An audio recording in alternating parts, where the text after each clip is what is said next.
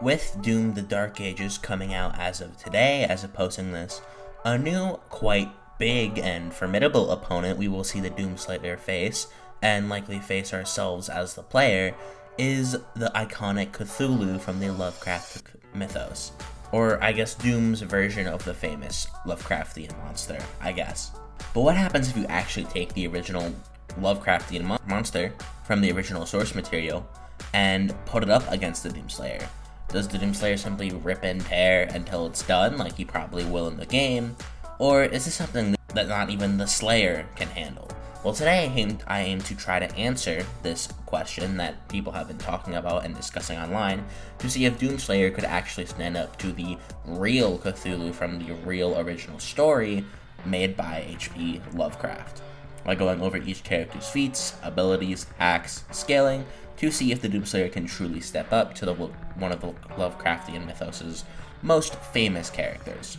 Something I think I should quickly address before we get into this is that no, Cthulhu in the Dark Ages is not the same one as the Cthulhu mythos. While the character is public domain, this does not mean it's the same canon as the original story written by H.P. Lovecraft, as it would need to be confirmed or said to be canon by him, and obviously, well, he's dead. Rest in peace. Besides that, some people will use the fact that it's quote-unquote based off his cosmic roots, as said by one of the directors in an interview, which so is every version made by someone else in public domain. Like, is the Cthulhu in Stick Notes just as powerful as the one in the book as well? No, that's not really how it works. Obviously, it's based off the original source material. That's kind of obvious. That it kind of has to be, or else it's not really Cthulhu, is it? And saying that DoomSlayer would win because he beats this version of Cthulhu in the game does not equate to DoomSlayer beating the actual version of Cthulhu from the original set of stories, or story, I guess. But besides that, with those little notes out of the way, we can go straight into the Slayer scaling. Despite some wanks getting him to 60 or outer, which the 16th scan is just referring to the 6th layer of hell, set for Urdak in the 6th region of the Equestrian Hold, and he's just not outer, where does he actually scale? Obviously, DoomSlayer scales to cosmology. This is off of Davoth, as he created everything in the cosmology, which is consistent considering he can survive the imploitation of the multiverse itself. And obviously the multiverse contains such structures as hell, which has several statements of transcending space and time outright, with even some of the forces of hell having these same statements, considering hell is noted as an infinite structure that transcends dimensions. This would likely just imply 5D, if not arguably infinitely into 5D, which you can also argue just gives him a measurable speed outright. That's just me being quite generous to the Slayer, by the way. You can question a lot of these things and scaling chains, but this is where he should cap at realistically, aside from those questionable lines of scaling. But most people can agree to 5D, except for people who simply just be disingenuous and get him higher. But even if you're gonna see why later on, it just doesn't matter regardless. Obviously, DoomSlayer would have a standard arsenal of weapons, shotgun, BFG, wristblade, grenades, so on. But he is quite the hacks monster in himself, with his immortality being so strong that he can just push through wounds and death via sheer willpower and will just come back through the sheer anger. He can BFR people, travel through dimensions and time. He is a casual, not only being able to exist within realms without time, but even through infinite possibilities he cannot be seen. His Predator suit is invulnerable and impervious to any damage. He can attack, interact, and destroy with souls. Speaking of all this immortality, he can just simply negate them too. Even if you're undead, regenerate, resist physical wounds, even characters considered deathless or only able to be harmed by certain weapons are not invulnerable to the Slayer's pure rage and willpower, which is quite interesting. Speaking of that willpower, it actually gives him his own passive fate manipulation, to essentially ensure the fact that his opponent faces certain, doom when fighting him. And he has some limited reality warping as well, though it's shown little else other than changing his appearance and some things around him. Nothing to like a Scarlet Witch level degree or something. But the fate manipulation is quite the interesting point, as it does take time, but it should ensure any opponent, at least on the same dimensionality as him or below him, would eventually get defeated by the Slayer, as fate is simply pointing towards that direction, that they will face certain doom, and that he is simply a necessary existence to keep the function of the cosmology going, which is quite insane to think about it for someone who started off as a mere soldier. But since we talked about Doom scaling, let's get right into Cthulhu scaling, which unfortunately is a lot more complex.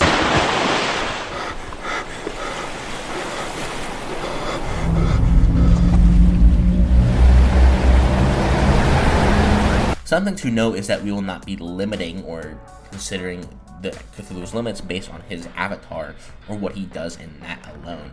In the same way we wouldn't limit Void Ghidorah or the One Above All to a mere avatar of his power, it would be quite stupid to do the same thing for Cthulhu. And I don't think most of you came here to talk about Cthulhu's lower ends. In the same way, most of you people don't care about DoomSlayer's lower ends. Like, sure, he can punch a tree. Oh, sure, he can destroy Argent Energy. That's pretty cool, but it's not his best scaling line.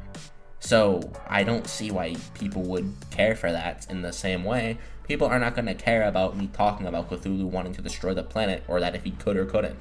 Obviously, Cthulhu can destroy the planet, as we'll get very much into in a minute.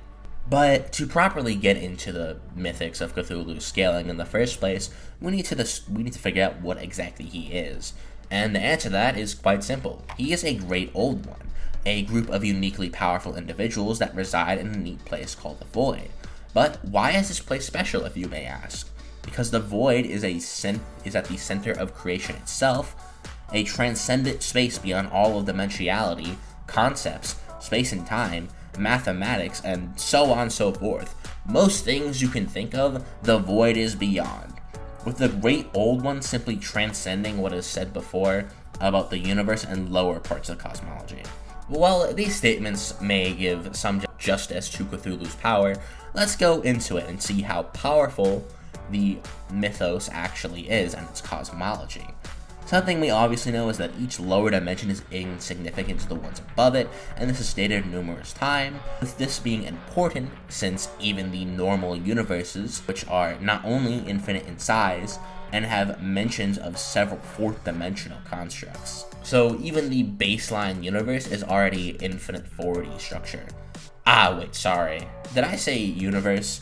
Oh no, you silly fool. Those are not the actual universes.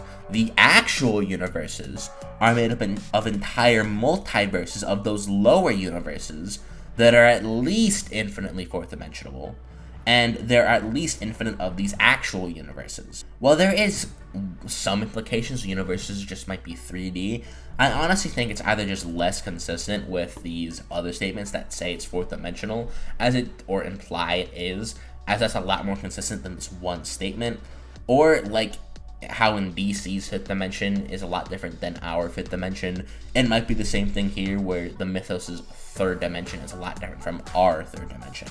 Even this alone could already provide arguments for outerversal tiers of power, which is quite interesting. You know, that Cthulhu would simply transcend the cosmology and just transcend dimensionality as a whole, with obviously all of these universes are essentially infinitely stacking upon each other, infinite in size, and each one is infinitely transcending the last, which would actually qualify for outerversal if you transcended them, which Cthulhu does as he transcends dimensionality as a whole due to existing in the Void.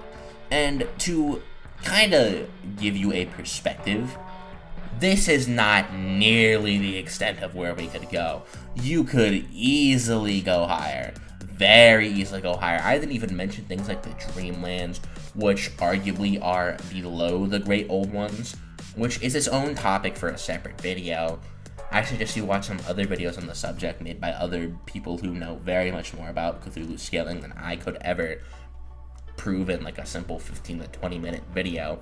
But just the fact that the multiverse alone, or these multiverses if you will, are already like high hyper constructs, and then Cthulhu just transcends dimensionality as a whole, like very casually, that says a lot. But we didn't even get into his abilities. He's stacked full of them. He can create realms that don't follow the laws of geometry itself, breaking the laws of space and reality and allowing him to warp said things to his will. Cthulhu can never truly die. He can temporarily be sealed, but he can never truly be dead. He can regenerate from his head being split in half, and any form of damage to Cthulhu is simply meaningless because he is not composed of physical matter. He can mold the dreams and minds of a person. While he cannot simply make people go insane with a look, he can make people go insane with some variation of his mind hacks, or hypothetically at least. He can transmute people to his will. He can raise the dead and manipulate life. While this isn't technically Cthulhu himself, it is people who are lesser than Cthulhu and are essentially deriving off of his magic. Other lesser beings can even do things such as manipulate time and time travel, manipulate matter. And going back to this lesser beings point, some of the gods even gave some of the humans their powers. Not a lot, but enough to allow them to interact and transcend to higher dimensional planes at will. And if they were previously in a lower dimension, they can just simply say, no the fuck I'm not, and make themselves go higher dimensional. They can essentially make themselves transcend into a whole new layer of dimensionality at any time they want, or even a whole new layer probably above dimensionality, and probably layers above that as well, just with a simple nuh-uh. They can reincarnate at any time in the past, present, or future. But I know I said how Cthulhu surpasses this power, and they didn't really get a lot of the gods' magic, but how much is a question. That's a really good question. Well, to put in perspective, these humans are below Zugs, rat things if you will, who just simply eat these guys. Next, there are talking cats, who eat these rats. Next, there's entities who scare the shit out of these cats. Then there's the gods of Earth, with things like the Egyptian and Olympian pantheon, think of God of War, who supersede this entirely, within the not gods just simply superseding these gods in their entirety. And only then do we get the other gods who scare the shit out of the night gods, where Cthulhu is a part of this group. So, who wins? I'm sure I've made it incredibly obvious when it comes to the actual version of Cthulhu. He would easily supersede the DoomSlayer without question. While DoomSlayer is even only realistically infinitely fifth dimensional at best, or at best still bound by dimensionality either way, even if you somehow think he's 6th dimensional, 7th dimensional, 8th dimensional, so on, even if he's infinitely into dimensionality, Cthulhu just transcends it as a whole, casually, just by existing. To put this in perspective of how large their power gap is, let me give you an analogy. Let's use Avogadro's number, 6.022 times 10 to the 23rd power. Quite large, right? Now let's time this by a googol. A googol is 10 to the 100th power, so 100 zeros. Keep in mind that what a power is just how many zeros the number has. Then times that by a googolplex, that's 10 to the power of a googol, the aforementioned number we just mentioned. Now here's me trying to write that number on screen. See how I can't fit the number on screen? Because it's too fucking big. Anyways, let's time this by Rayo's number.